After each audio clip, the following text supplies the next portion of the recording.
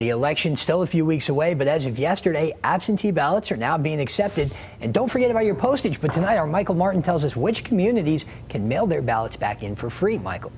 Yeah, guys, the Secretary of State's office has offered to cover postage for those absentee ballots, but municipalities do have to cover the cost up front. Portage is one of those cities taking them up on the offer, making voting absentee even easier for residents.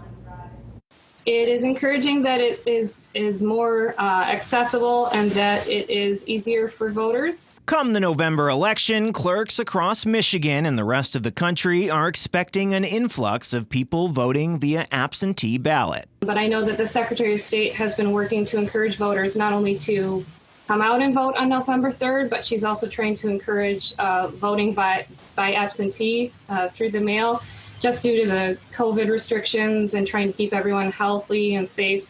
As part of the Secretary of State's efforts to get more people voting by mail, she has offered to reimburse clerks across the state for the return postage required for voters to mail their ballots back to the clerk's office. That we are taking the Michigan Secretary of State up on her offer to pay us for postage. So if you've requested an absentee ballot, which you can still do, you will get the ballot mailed to you, fill it out, and put it back in your mailbox. But if you notice this marking where a postage stamp would typically go, it means return postage has already been covered.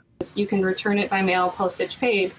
And even though we have the postage paid stamp on here, voters are still more than welcome to drop their ballots in our drop boxes. As Eckloff says, you can fill out and send back your absentee ballot as soon as you're ready. No need to wait until November. If they know who they'd like to vote for or how they'd like to vote, they are more than welcome when they get that absentee ballot to vote it and return it to our office.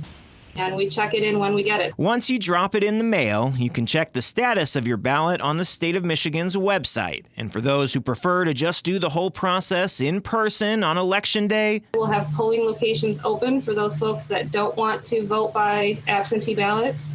We will have safety measures in place. Our workers have masks and gloves and sanitizer and cleaning supplies from the state of Michigan, as well as what we're supplying them.